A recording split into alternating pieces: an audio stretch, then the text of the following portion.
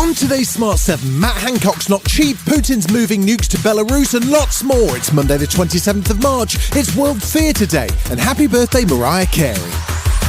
The Smart 7. It's news, but Not the news.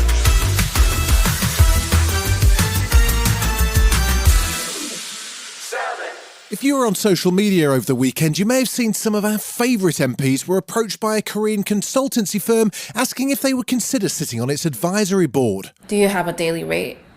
I do, yes. It's 10,000 sterling. I would do anything less than for about $10,000 a month. Dollars or pounds?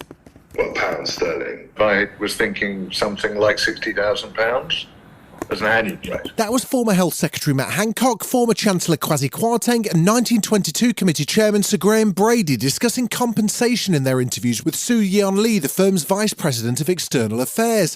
But there was one small problem, as journalist Anthony Barnett explains. What these MPs don't know is that Hanson Consulting doesn't actually exist. It has no headquarters, there's no advisory board, no clients, no money and no staff.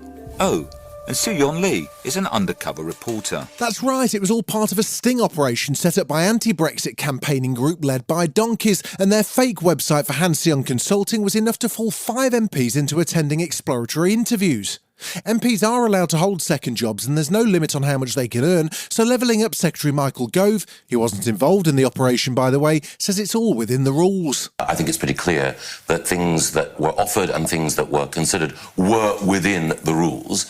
And ultimately, the really important thing is a Member of Parliament doing everything they can to put public service first.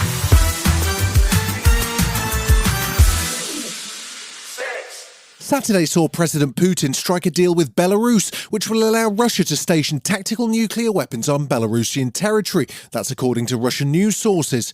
It's one of the clearest nuclear signals Russia's sent since its invasion of Ukraine and comes amidst a growing standoff with NATO.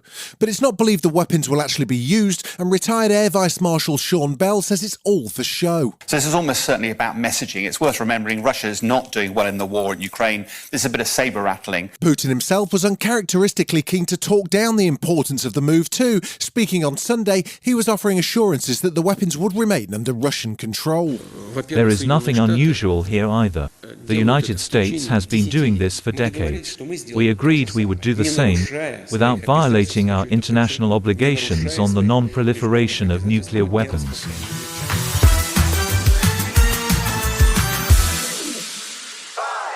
If you spent more than 5 minutes outside recently, chances are you'll have spotted some of those tiny metal canisters lying around which once contained nitrous oxide, a substance better known as laughing gas.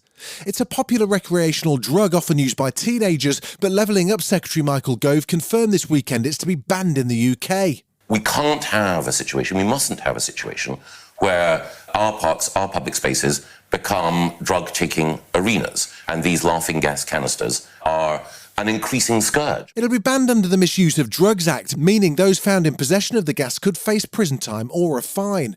The decision to criminalise possession of nitrous oxide goes against recommendations made by the Advisory Board on the Misuse of Drugs, but Shadow Culture Secretary Lucy Powell says Labour agree with the move. I think we want to see it banned as well, because I think it does cause a huge amount of littering, of disruption and of antisocial behaviour challenges as well.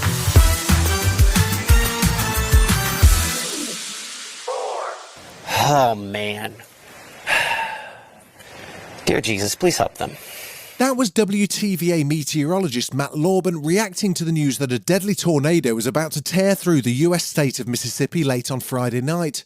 It's thought to have killed at least 26 people in Mississippi and neighbouring Alabama and has devastated several towns, leading the Mississippi governor to declare a state of emergency. Rolling Fork in western Mississippi is one of the cities destroyed by the storm, but Mayor Eldridge Walker says he's hopeful they'll be able to rebuild. My city is gone, but we're resilient and we're going to come back. We're going to come back strong. Still to come on the Smart 7, England chalk up back-to-back wins and Margaret Atwood has a strange Canadian moment. Right after this. Welcome back.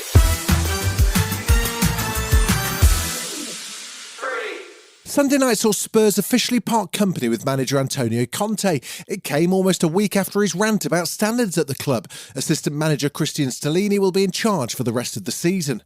Meanwhile, the second round of Euro 2024 qualifiers kicked off on Sunday, and England's perfect start to their campaign continued with a 2-0 win over Ukraine.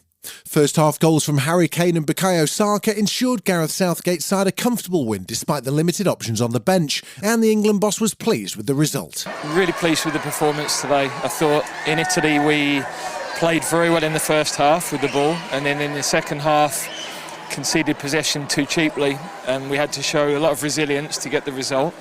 Today I thought we made a difficult game look straightforward.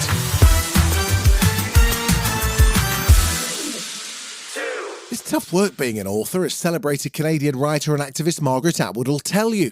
Yes, she's now got 2 Booker Prizes, and yes, one of her novels was adapted into a hugely successful multi-million-dollar Hulu series, but it turns out things weren't always that easy, as she revealed on the Late Night Show with Seth Meyers this weekend. Here she is talking about her first ever book signing in an Edmonton department store in the 1960s. It was in the men's sock and underwear department. I think the publicist, whose first week on the job it was, thought they'll see Margaret sitting amongst the jockey shorts and with her book called The Edible Woman. And they will think, I would like to buy one of those. That didn't happen.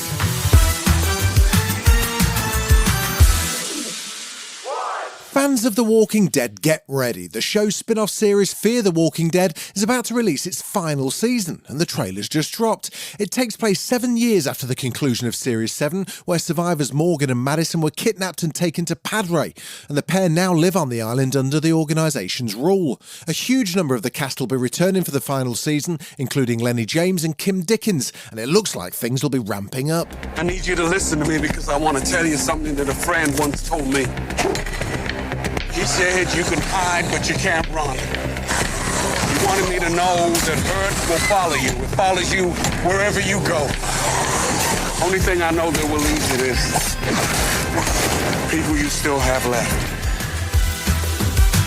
You've been listening to The Smart 7. We'll be back tomorrow at 7 a.m. Hit that follow button and have a great day. Give us 7 minutes and we'll give you the world. For our final speed round, the category will be to-be titles. Here we go. Hint, it's all in the hip. Happy Gilmore. 3 colors of Legally Blonde 2. Red, white, and blonde. Jiro dreams of what? Sushi. How did you do that? Don't ask. Tubi, a rabbit hole of TV and movies, all for free.